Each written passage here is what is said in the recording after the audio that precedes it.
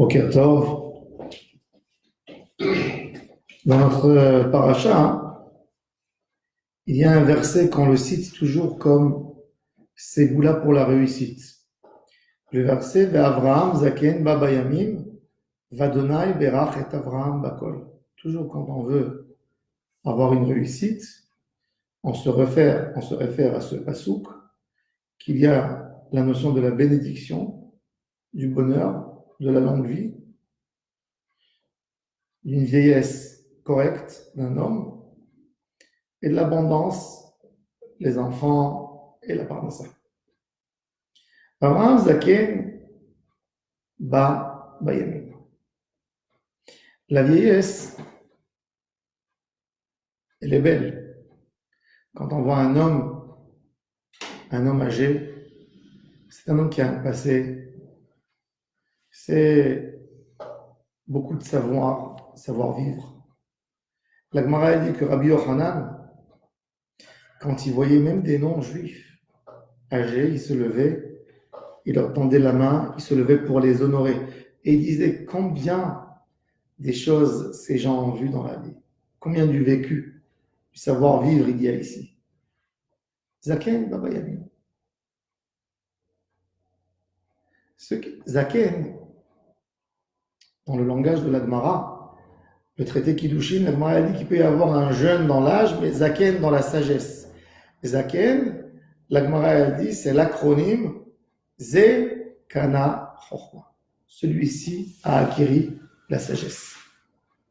Le mot Zaken n'est pas forcément lié à la vieillesse. Il est lié à l'accumulation de la sagesse. Un homme qui veut être sage, c'est un homme qui prend ses expériences, ses échecs, et il les met un avec l'autre, et il fait de ça un savoir-vivre. C'est ce que la Torah nous dit. Avraham Zaken. Mais le Zaken, c'était pas simplement une vieillesse de l'âge. Baba Yamim, qu'il a rassemblé ses jours. Un homme qui calcule, et il dit, j'ai fait ça, et ça n'a pas marché. Donc, je dois penser sur une autre chose. Je dois penser à changer dans la vie. Ça, c'est Bayamim. Il prend ses jours, il les contrôle, il les vérifie, il les met un en face de l'autre. Voir les intérêts, voir les inconvénients de chaque chose. Ça, c'est Bayamim. C'est pour ça que la Gemara a dit Stirat Zekenim Binyan. Binyan Tseirim Stira. Quand un homme âgé et sage, il décide de détruire une maison, c'est de la construction. Parce qu'il va la détruire pour construire mieux. Mais quand un jeune qui manque d'expérience, qui ne tient pas compte à tout ce qu'il y a en face, autour de lui, il veut construire, c'est une destruction. Parce que ça ne va pas tenir, ça ne va pas résister. La sagesse qui se fait acquérir par notre vécu, c'est la plus grande sagesse que l'homme peut accumuler. Tout ce qu'un homme peut étudier à l'école, ça sera toujours beaucoup moins que ce qu'il va voir dans son vécu. On dit que l'âge principal où on accumule les données, dans notre vie, c'est entre l'âge de 3 ans et de 10 ans. Dans ces moments-là, la personne acquérit la connaissance de 10 000 ou 15 000 notions, un vocabulaire qui n'est pas forcément fait à l'école, c'est le comportement des hommes. Un enfant apprend à cet âge, c'est quoi les animaux, les oiseaux, les machines, les avions, ça on n'apprend pas à l'école. C'est le plus grand savoir de l'homme qui va l'accompagner toute sa vie. Et l'homme, quand il voit tout ça, il a un mélange, il a des idées dans sa tête. Je ferai ça, je vais réussir. Et il essaye de faire. Et il a eu un échec. La chokhma, la sagesse de l'homme, c'est de savoir prendre l'échec, en faire de ton échec une expérience de vie. Pas aller refaire la même expérience. Ça, c'est la sagesse. Ça, c'est la sagesse d'un homme. Abraham Avinu, ses jours étaient pleins de cheshbon hanefesh. Rabbeinu dans l'Écouté Moharan nous parle, il dit qu'un homme ne peut pas vivre, ne peut pas passer une bonne vie s'il ne fait pas une hitbo des doutes. La hitbo des doutes, c'est d'être seul avec toi, de te parler, de faire passer ta vie à côté de toi, ta journée à côté de toi, ta semaine à côté de toi, le mois, l'année, et de faire un bilan. C'est que quand un homme fait un bilan, que là, il comprend qu'est-ce qui a échoué et qu'est-ce qui a réussi. Où il faut investir et de quoi il faut s'éloigner. Si on ne fait pas de bilan dans notre vie, on ne sait pas où il faut avancer. On ne sait pas où il faut s'arrêter. Cette chorma, cette sagesse, elle peut s'acquérir uniquement quand un homme fait un bilan. Quand un homme fait un bilan. Abraham Avinu, c'était le chef de la nation. Mais toute sa vie, il a fait du cheshbon hanefesh. C'était dans la pensée. Et c'est pour ça qu'il a réussi à créer un peuple juif si magnifique. Parce qu'il faut savoir que, posant la question à Abraham Avinu, qu'est-ce que tu veux créer tes enfants? Comment tu vois la nation juive dans 300 ans, dans 400 ans? Il était clair. Il savait exactement où il voulait aller. Et c'est pour ça qu'il a formé, quelque part, une famille, une descendance qui allait nous éclairer. Son chemin nous a éclairé jusqu'à la fin des temps. Abraham Avinu. Mais ça peut venir que suite à Ba Bayamim. Prendre ces jours, les accumuler, les mettre un en face de l'autre et faire un bilan. Je me rappelle, quand j'étais enfant, je voulais faire un peu d'argent de poche. Qu'est-ce que j'ai fait? Je suis parti chez un grossiste qui vendait des bonbons et des trucs. J'ai acheté et je vendais en cours, en récréation. Je vendais, je faisais un peu d'argent. Un jour, le directeur de l'école, il a appris que je faisais ça. Il a appelé mon père. Et mon père m'a dit une chose de très intéressante, que j'ai gardé toujours comme leçon de vie. Il m'a dit, regarde mon fils, pourquoi tu fais ça? Alors moi, je lui ai dit, papa, toi aussi tu fais du commerce. Ben, moi aussi je fais du commerce. Tu fais du commerce, j'en fais moi aussi. Il y a quelque chose de mauvais là-dedans. Et mon père m'a dit, tu as oublié une chose. Pourquoi moi je fais le commerce? Moi je fais le commerce pour t'aider, pour te payer tes études. C'est pour ça que je fais le commerce. Maintenant, si toi tu vas refaire du commerce, c'est pour donner à tes enfants à faire des études. Alors, quelle est la différence entre moi et toi? Si moi je savais que toi tu allais faire du commerce pour avoir de l'argent, donc c'est pour payer à tes enfants, donc moi, j'aurais pas fait ce que j'ai fait, moi j'aurais consacré mon temps pour mettre dans les études.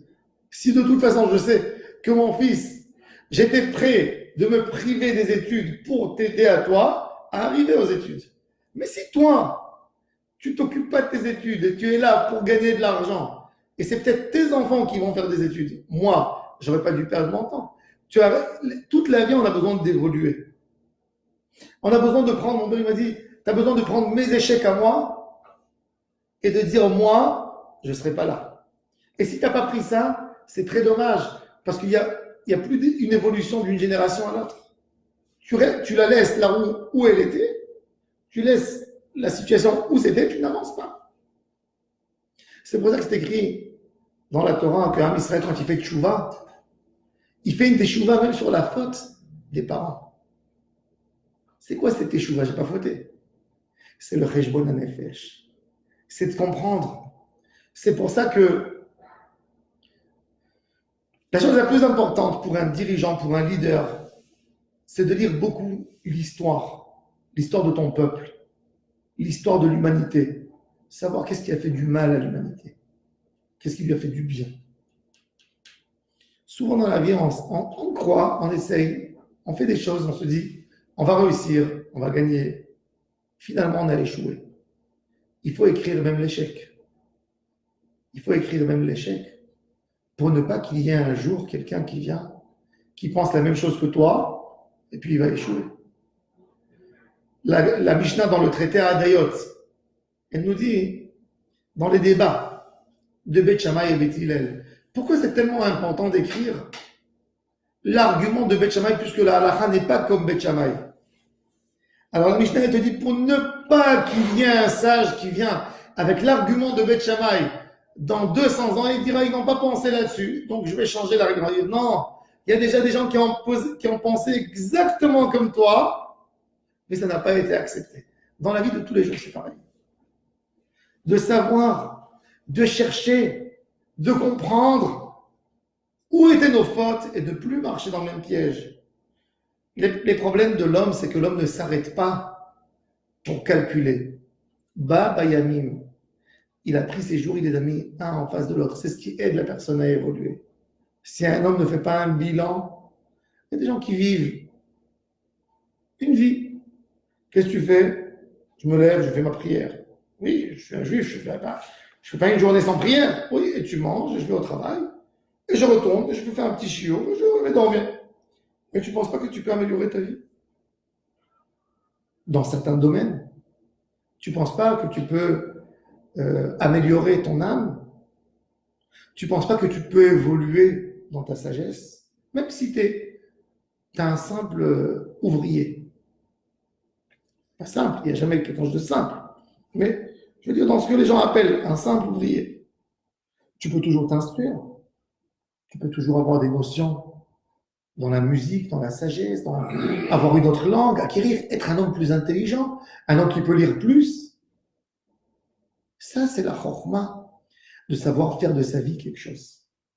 Un homme ne dira jamais, je suis là, je suis berger, je suis ça, je reste toute ma vie là-dedans. Non, évoluer tous les jours. C'est ce qui a fait la zikna, la sagesse, c'est le baba yamim, c'est de compter ces jours. C'est de les rassembler, de les rassembler, de comparer. Ça, c'est toute la Torah. Ça, c'est le Cheshbon HaNefesh. C'est ce qui amène l'homme à une vraie réussite. Un homme qui veut avoir un succès, c'est exactement comme un sportif. Un sportif qui veut aller faire des jeux, il s'entraîne. Mais s'il n'a pas un maître qui va lui dire où il s'est trompé, il va échouer.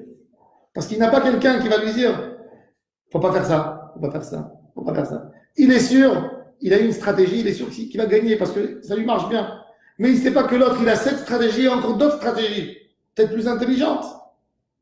Ça, ce qui doit amener l'homme vers la sagesse, vers la recherche qui ne se termine jamais. La plus belle chose, c'est un homme qui termine jamais de chercher. Tout le temps, il cherche, il cherche, il cherche. Là, il sait que peut-être un jour, il obtiendra la vérité. Mais un homme qui est fixé sur ses idées, il dit, je suis là, je ne bouge pas, je suis où je suis. C'est pas comme ça que tu acquéris la sagesse. Abraham Zaken, comment Abraham il a obtenu la chokhma de Zaken, Zaken la chokhma? Baba Yamim, il a su aller dans ses jours, la vo bayamim, chercher dans chaque jour, qu'est-ce que j'ai fait ici? Le Zohar Kadosh dit que les premiers tzadikim, on les appelle maré des chouchbana. Ils avaient des carnets et ils écrivaient tout ce qui se passait dans la journée. Moi, j'ai vu un carnet du Chida, Rabbi Chaim Yosef David Azoulay. Et il détaille dans la journée, telle heure, je me suis énervé. Telle heure, j'ai fait ceci. Telle heure, j'ai étudié. Telle heure, j'ai accepté tel monsieur, j'ai parlé avec lui de ça et ça. Mais je pense que j'aurais dû raccourcir, j'ai trop prolongé ma conversation. Il se contrôlait. Et le soir, avant de faire Kriyat Shema, il lisait le cahier qu'il a écrit dans la journée. Et il regardait sa journée. Est-ce que je suis vraiment satisfait de la journée qui est passée? Est-ce que j'ai fait tout ce qu'il fallait faire? Est-ce que j'aurais pas pu améliorer ma journée? C'est que quand un homme, il fait tous les jours son compte, il fait tous les jours un bilan, c'est que là qu'il va avoir un grand succès dans sa vie. Ça, c'est Baba Yamim. C'est le moyen d'obtenir le Zaken qui est la Chokhma. Je vous souhaite à tous et à toutes une excellente journée.